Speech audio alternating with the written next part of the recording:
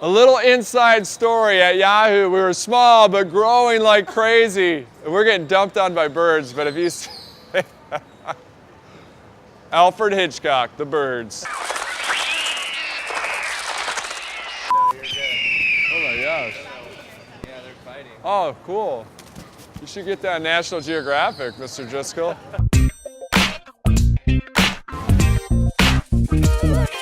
Hey, it's #1 best-selling author and motivational speaker Erik Qualman. A lot of you guys know me as Equalman. I am super, no pun intended, excited about today's 7 super tips because we have the one and only Seth Godin. Seth and I worked at Yahoo back in the 90s. What's interesting is that a lot of people that graduated from Yahoo went on to do amazing things in the marketing world. And at the top of that list, the genius of marketing is Seth Godin himself. The top 3 things I love about Seth: #1, he loves helping people. #2, he's all about shipping things. We talk a lot here at the Super U about how we need to produce output. It's not about the throughput, it's about output. And Seth's all about shipping things. And then last but not least, he knows it's important to stand out in this crazy, noisy world. And without further ado, here's #1 best-selling author, keynote speaker, marketing guru, and mentor to millions, including me, the one, the only, Seth Godin. Authors used to need to be on Oprah. Clive Davis's autobiography just came out. What did he do for a living? He picked people.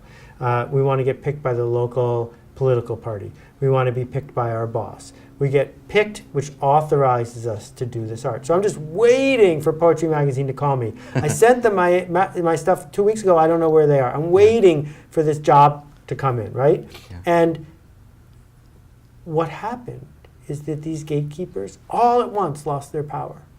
If you want to make a record, make a record. Put it on iTunes. Pick yourself. If you want to write. Build a blog. Pick yourself. If you want to start a software company, you don't need a permit. You don't need anything. You just start it. And so we see authors and writers and singers and entrepreneurs and physical therapists and anyone who wants to, because we're all now one click away from each other, raise their hand and say, I'm in. Here's what I make. Here's what I do. That idea of picking yourself is available now because communication is so easy. And what frustrates me to no end is, if some people read my blog and I'll get notes 10, 20, 30, 40 a day saying, pick me, put me on your blog. Now, I've never done that for anyone. I don't make careers. That's not what I do. But they still are so desperate to be picked. And I've written a blog post called First 10. And what the post says is, give your work to 10 people. And if it's good and they're the right 10 people, they'll tell 10 people, now you have 100. And if it's good, they'll tell 1,000. And once you have 1,000 true fans, you're in, right? If the first 10 don't do anything with it, your work's not good enough or they're the wrong 10 people. Right. So I send this link to the people who say, pick me. And about 80% of the time, I never hear from them again because they don't want to pick themselves. They want the security and the deniability from someone else picking them, right? That if you don't have time to do it right, when are you going to have time to do it over? That if you got time to be rejected by 400 media outlets, you probably have time to build your own media outlet in the meantime. Well, 2 pieces of advice. The first one is ignore advice. The second one is that you've been lied to for a really long time. That school is a scam that teaches people to be compliant, that tells you to only listen to things that are on the test, encourages you to do the minimum amount, because whatever you can get away with, the rest of the time's yours. That's what we teach you in school. We invented that so that you would get a factory job and do what you were told, because factories needed it, so that's why they invented school.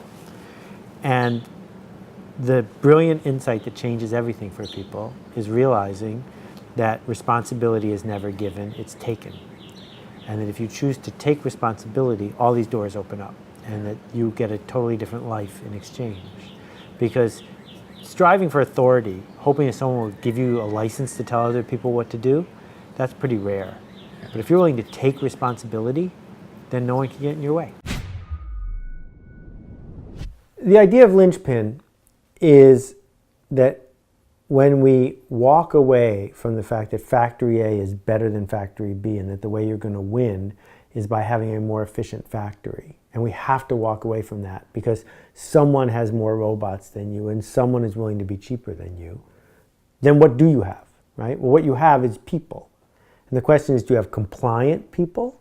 People who do what they're told, show up on time, get more efficient each day? Well, that's not going to help you very much because that's what you need in an efficient factory.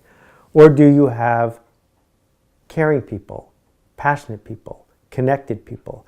Do you have people who act like they own the place? Do you have people who can look a customer in the eye and make a difference for that customer? Because it seems to me that's all you got left. Because once it's a robot, anyone can buy the robot. But that person works with you, not for you, but with you. And no one else can have them as long as the two of you are dancing together. That's where success lies. So you don't handle linchpins. You welcome them, you embrace them, you nurture them. That the organization of the future doesn't need a lot of people. I run the Alt MBA, the school I run, with 2 full-time people. What you need are people who are willing to make a difference, who are willing to stand up and say, I made this, who are restless enough that if you don't keep it great, they'll leave because someone else wants them. That's the opposite of what most companies want. Most companies say, I want people to be downtrodden, I want them to be compliant, and I don't want to worry about them leaving. Well, isn't it better to have someone so great you would miss them if they were gone than it is to have mediocre people who you're confident have no place better to go? I think that this is the frontier we have to go forward. And if you're a worker, you have to make a new commitment, which is you've been brainwashed for so many years, you've been tricked, you've been hoodwinked, and you've been put into debt by complying. And if you're just going to comply more, you're going to get more of that. And there's an alternative. And the alternative, because everyone has a laptop and that laptop is connected to 1.5 billion other people, you have the same tool as everybody else. How are you going to use it? Well, I love going to farmers markets. And if you go to the farmers market and this guy's got better strawberries than this guy because he's using less of something in it, he'll tell you the details. But no one's waiting there because this guy's got a cuter sign, because this guy's telling a story that's resonating with me. And that's what we do for a living. We tell stories, not slogans, stories. Little Red Riding Hood is a story. Once you've heard it, you're going to remember it for your whole life. And it's something that resonates in that it matches the way we want to see the world. Mm-hmm. So when we see a kid with a lemonade stand, it's different than when we see a vending machine selling lemonade, even if it's exactly the same product, because the story around it is what people are paying for. So when I meet small business people, all I ask them is not what's their balance sheet, but what's their story. Why should I pick you? Why do I care about what you're doing? And if you start giving me all this inside baseball statistics about why you're 2% better than some other competitor, I'm already glazed over, because that's not part of the way I see the world. Quest was this huge home run, and you owned a factory. You may not have had a building with steam coming out the top, but it was a factory. You needed people to do factory jobs. And those people probably had a good job. But the point is that going forward, most organizations are going to get smaller and smaller per dollar in sales because you don't need as many people. Right? If you think about how many people worked at Sears Roebuck versus how many people work at Amazon now, if you think about how many people it takes at Tesla to make a car compared to how many Henry Ford needed to make a car, we're all going in the same direction. So you have a choice, and the choice is one of 3 things. Either you're the replaceable cog in the pyramid who's going to get paid as little as possible, or you're the founder, the owner, the person who runs the thing. But for most of us, the best choice is to be the linchpin, the one we can't live without, the person who figures out what to do next. And I'm betting that of the 1,400 people who worked for you, you had 50 linchpins. And those people made the place work. The other 1,000 you could have replaced on a week's notice. But those 50 people, what they knew, how they cared, how they worked through the world, there would have been no company without them. My friend Steve Pressfield coined this term, the resistance. Resistance, he doesn't put the word "the" in front of it. Resistance is what gives us writer's block, which is a made-up disease. Resistance is what makes us hesitate, change our clothes 6 times before we go on a blind date, be nervous before we give a speech. It's our amygdala, it's the voice in the back of our head saying, don't do that, you're in trouble. Well, you were in trouble when that alarm went off and there was a saber-toothed tiger or a mastodon around. You were in trouble if that alarm went off and the chief was about to throw you out of the village. But now, when that alarm goes off, it's a light telling you you're going in the right direction. Because that's what it means to be remarkable, to be a linchpin, to stand out, is you're nervous, you're afraid, because something might not work. And if we use it as a compass, we can't fight it, but we can dance with it. If we use it as a compass, it almost always points in exactly the direction we ought to be going. So the system wants you to feel mostly powerless because they have power, you don't. And it also wants you to feel inadequate until you buy more stuff, because that's what marketers sell us, is the idea that until you buy this, you're incomplete. It turns out those two things don't make people happy. What makes us happy is agency, knowing that we have some sort of control over what's going to happen in our life. And unfortunately, the economic structure that we live in isn't going to be easy for most people to fix, not in the short run. But what we can fix right now is how we respond or react to what's happening in front of us. Now, my friend Kat Hoke says you can't be curious and angry at the same time. That's interesting. So you get a choice, right? You get a choice in the traffic jam. You get a choice when you're dealing with an angry clerk. You get a choice with a bureaucrat. Am I going to be curious about how this person got to this moment? Or am I going to be angry at this situation? And what we find is that as a parent, as a clerk at 7-Eleven, as a third grade teacher, we could dig deep into emotional labor, not the physical labor of digging a latrine, but the emotional labor of sitting when we feel like running, of whispering when we feel like yelling.